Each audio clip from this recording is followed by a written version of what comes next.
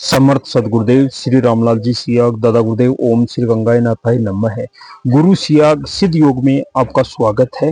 गुरुदेव की जो किताब है सिद्ध योग की, गुरुदेव के हाथों से लिखी हुई है और हर चीज सत्य होती जा रही है। इस बुक में गुरुदेव ने जो लिखा है वो हर चीज सत्य होती जा रही है। सदगुरुदेव श्री रामलाल जी सियाग, जिनकी समाधि पलाना बीकानेर है और आध्यात्मिक विज्ञान सत्संग केंद्र जोधपुर है, और इसमें आपको आराधना करने के लिए कहीं जाना नहीं है, 1 रुपये भी किसी को देना नहीं है। आप घर में रहते हुए ये आराधना कर सकते हो। वो संजीवनी मंत्र सुनने के बाद सदगुरुदेव श्री रामलाल जी सिया की दीक्षा हो जाएगी। उसके बाद आपको 2 टाइम ध्यान करना है, 15 मिनट सुबह, 15 मिनट शाम को। और आप दिन में अपना दैनिक काम करते हुए बिना जीभ होठ हिले उस मंत्र का जप करना है। वो राधा कृष्णा का मंत्र है, वो आपकी नैया पार लगा सकता है, वो आपका भवसागर पार लगा सकता है।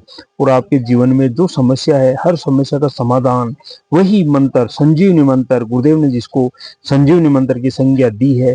और दादा गुरुदेव ओम श्री गंगानाथ जी योगी है, जिनका जीवन परिचय जो दादा गुरुदेव की समाधि जामसर बीकानेर है, जो बीकानेर से 27-28 किलोमीटर दूर है। 31 दिसंबर 1983 को दादा गुरुदेव ओम श्री गंगानाथ जी ने सुबह 5:22 पर जीवित समाधि ली थी।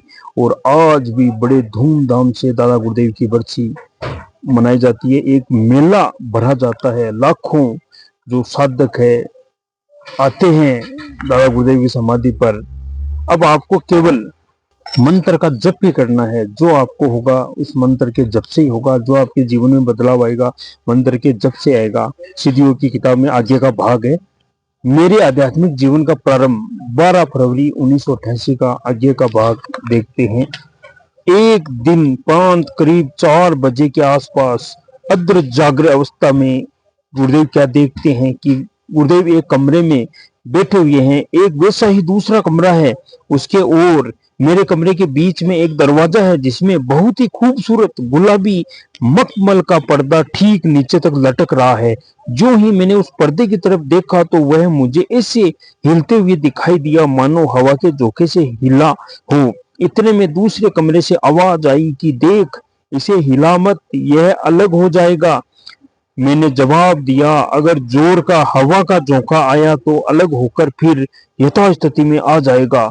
उधर से आवाज आई कि इसके हटने का अर्थ समझते हो क्या?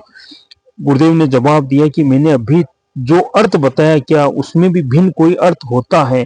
उधर से आवाज आई, हाँ, इसके हटने का क्या अर्थ है? इतने कहने के बाद वह पर्दे वाला दृश्य तो गायब हो गया और क्या देखता हूँ, एक मनुष्य जिसका पर्दा हट चुका है, त्रिकालदर्शी हो गया है। इस प्रकार उसका मोह पूर्ण रूप से भंग हो चुका है, उसका अपने पराये का भेद पूर्ण रूप से खत्म हो चुका है। संसार के सभी प्राणियों को वह एक ही नजर से देखता है, न किसी से मोह है और न ही किसी से द्वेष।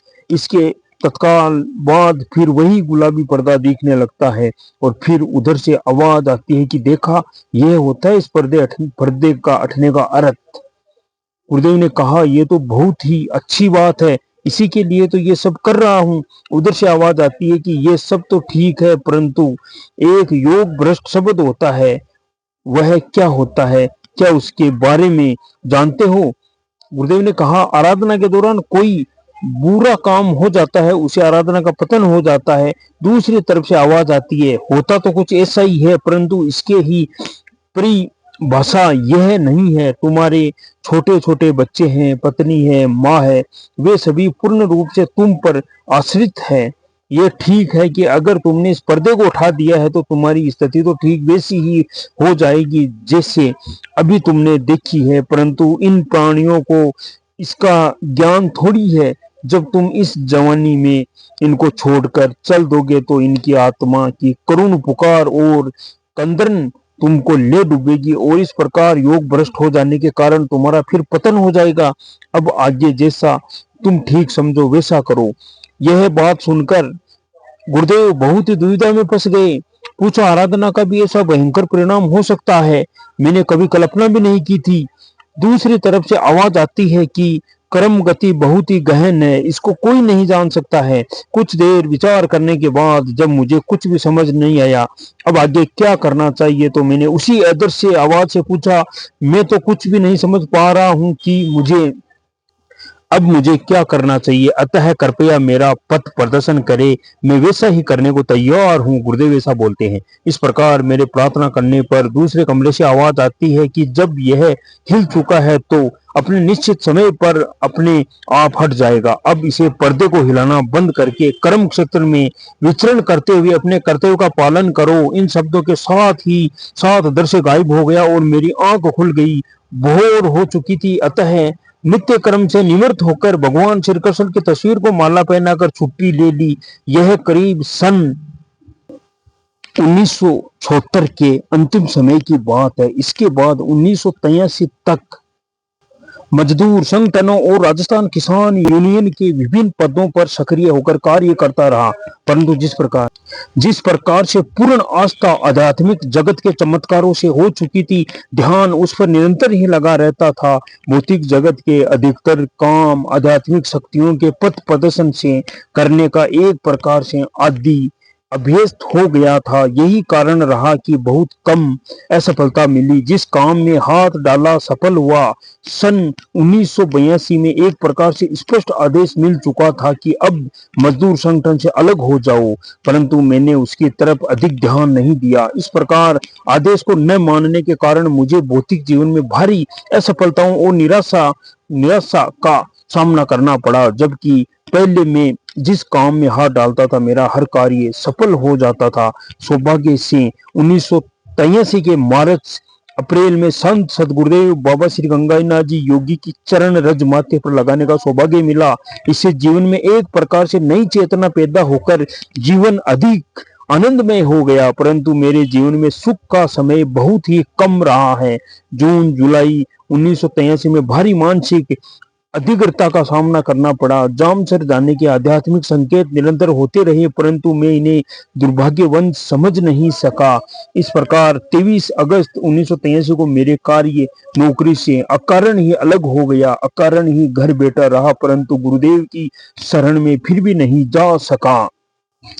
दुर्भाग्य से 31 दिसंबर 1983 की काल रात्रि में वह बाबा जी सदगुरुदेव ओम श्री गंगानाथ जी योगी भौतिक रूप से संसार को छोड़कर चले गए।